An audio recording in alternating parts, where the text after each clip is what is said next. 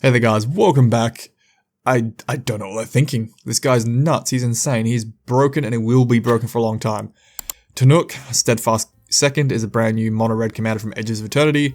He's 4 mana, he's a 3/5 Kavu pilot, a really old school creature type that's kind of coming back a little bit.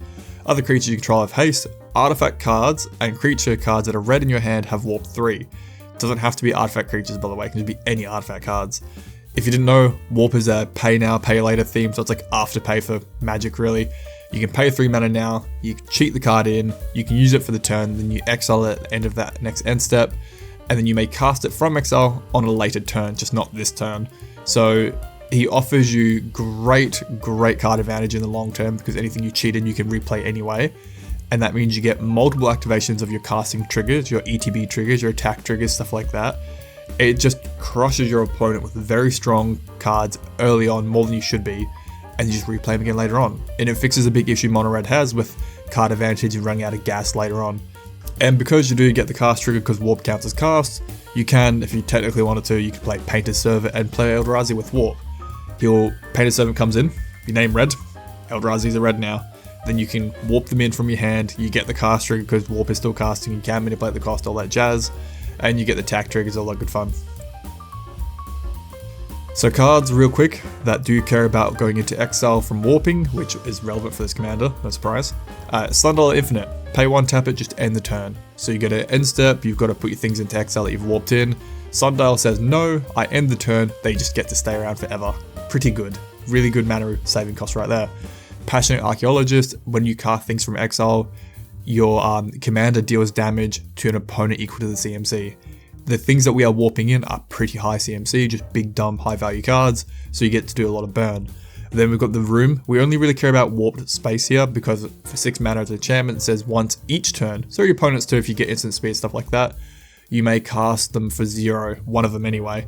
Pretty good, the things you're warping in are pretty costly cards, so why not pay 0? Then you've got Wild Magic Sorcerer. Every time you cast your first spell from exile each turn, it gains Cascade. The cards we are casting from exile are pretty high CMC, so you get a really big fat juicy Cascade, getting another big high hit. Then you've got the big old bitty pig demon, what disgusting artwork. When you cast a spell from exile, you may copy it. If it's a permanent, it gains haste and you have to sack it end of turn. So just extra value on the thing you are warping in and out. Now warp is a alternate cost, you can cast it, it counts as casting from your hand, so you can reduce it or make it more expensive. So Ruby Medallion and Cloud Key are very good here, making warp go down to 2 or 1, and then you have your Defiler theme, you are pretty much getting Phyrexian mana on 1 red pip of your casting cost, so you can make it potentially free or very cheap to warp in things. Okay, into the big dumb high end cards. Really, I could just say put whatever you want that's an artifact or a red creature that you just like, that's high CMC and just really combat effective, or has really good ETB or attack triggers. Just put your favorite big dumb shit in here and you'll probably do okay, and you really will. So these are things a lot of people are talking about, and for good reason. Bloodsteel, because 11/11, Infect, Trample, Indestructible is a thing and you might just kill someone outright. You've got Cityscape Leveler. When you cast it and when it attacks, you destroy a non-land permanent, they get a little mana rock out of it. The fact that it's cast and attack, you're getting 2 triggers instantly from this 1 warp activation from your commander. Then you play it again from exile, and then if it does die, it goes into the graveyard, you're going to unearth it. You get a lot of value out of Cityscape Leveler. Skitterbeam Battalion, warping it for 3 mana does cast as casting it, so you get just 2 copies of it as it enters. So for 3 mana, you have 3 4/4s with Trample and Haste. Perfect. Then you've got Terror of the Peak, a really good dragon. Every time another creature enters the battlefield, the terror burns anywhere you want equal to the power of that creature. Everything you're warping in still counts as entering, just do a ton of burn, clear the board, clear the way. I love Atali because he makes games very different. Every time he attacks, you exile top card of each player's library. You may cast any of those spells without paying the CMC. Great to warp him in, then hard cast him, just different games depending what you're versing.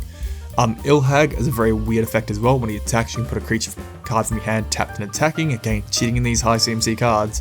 Then you return that creature to your hand at the beginning of your next end step to warp it in again, hopefully.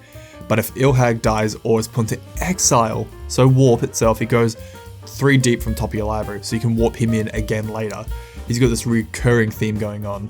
Then we've got the Furblog Flutist. Again, kind of like Atali, depends on who you're versing, it makes the games very fun and different. When he enters the battlefield, you gain control of target creature you don't control, untap it. It gains haste and myriad. Myriad means when you attack, makes a copy of that creature for each other opponent tapped and attacking. So you want to pick something with great ETB effects and see what you can do. Then there's Hellkite Tyrant. When it deals combat damage to a player, you gain control of all their artifacts. If you have 20 more, you win the game. You're not really going to get that part, but early aggressive Hellkite in the air can steal Soul Rings and other important mana rocks very early because people probably can't block a big 6/5 flyer early on. Then you've got the Morphs of Flame. When it enters, you get to burn 4, 3, and 3 damage wherever you want, just cleaning out your opponent's commanders early on or any mana dock, stuff like that. The brand new Extinguisher Flagship. When it enters, you reckon non-creature permanent and it deals 4 damage to each creature, like a little bit of a mini board wipe. Best thing is our commander's got toughness 5, so our commander lives underneath the board wipe. Then there's the Mojin cycle. When you cast them from hand, they come with an indestructible counter on them, which you can remove to do an effect, and Warp does count as a cast from your hand, so you get that trigger. In this case, he does 7 damage up to 3 targets, just burning things dead we don't want to deal with.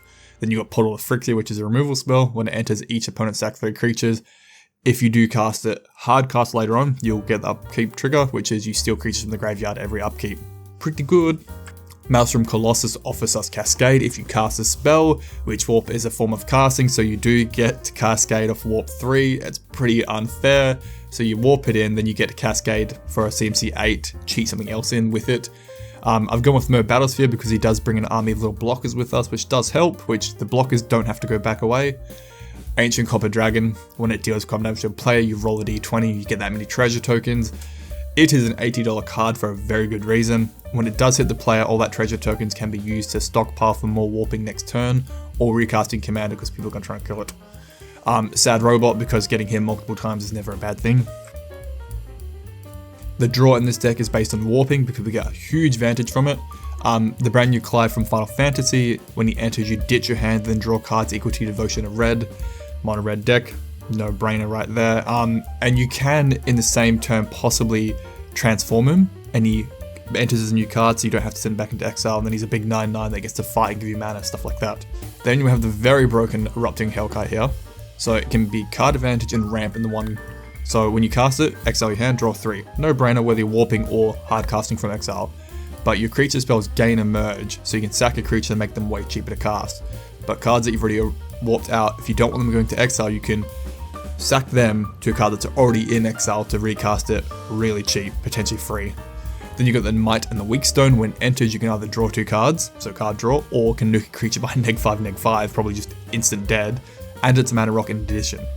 I love warping it in and hard casting it. Then the Coveted Jewel is made for this commander. When it enters the battlefield, draw 3 cards, and it taps a 3 of any one color, but whenever you get hit by an opponent, they steal the jewel and they can untap it. But if you warp it in, you just draw 3, tap for 3, and warp another thing in, and then at end of turn it goes back into exile and you can hard cast again to draw another 3 cards. I've got Dragon Mage here because when he does hit a player, everyone ditches a hand, draw 7. Hand Disruption for everyone upsetting the game plan and keeps us fueled up. I do have the One Ring here, I'm sorry, it is just too good to pass up. When it enters the battlefield, if you cast it, you gain protection from everything. Warp again counts as casting, so it's a no-brainer. You get to activate it one time round with taking no damage because first burn count is free. Goes into exile, you cast it again and get another round of protection. It's just such value right there. Then I've got Thrill Possibility and Demand Answers, just cheap draw for this deck. Then we have Conjurer's Closet. It can reset a creature, so it's a different instance, so you don't have to put the creature back into exile. Best part too is you can warp in the Conjurer's Closet, and it triggers at the end step, or the beginning of your end step, and so does Warp returning. So you can stack it so Conjurer's Closet resets a creature, keep it, and then the closet goes into the Warp, which you can hard cast the closet later. So you can get a cheap permanent keeping effect if you want. Then there's a very broken Sunbird Invocation. Whenever you cast a card from your hand, which again Warp counts as a cast from your hand, you reveal top cards of your library equal to the CMC. You may pick a card with CMC less than what you've just cast from your hand and cheat it into play. So you warp in for 3 and you may cheat a CMC 8 in. It's very unfair. Erratic Portal, we can pay 1 just to return a creature back to our owner's hand. We're going to target our own stuff here because then we can recast it with Warp, get more effects off it. Devastating Onslaught is a brand new copy effect. At 3 mana, it's 1 copy, at 5 mana, it's 2. It gets better the more we spend in it. Just in case we have a really high value card we want multiple copies of if we can. Then I've got Chaos Warp here because we can use it as removal for our opponent, or before one of our things go back into the warp, we can Chaos Warp it away. There's a lot of warping going on. and we can cheat it into something else that doesn't have to go away. We've got the coat and then our 2 booties here as protection for a commander. For removal, I'm air quoting here, we've got a lot of copy target instant sorcery or redirecting kind of effects to protect our commander from direct removal, maybe a counterspell here and there, stuff like that. Tibalt's Trickery is actually a counterspell in red, God help us.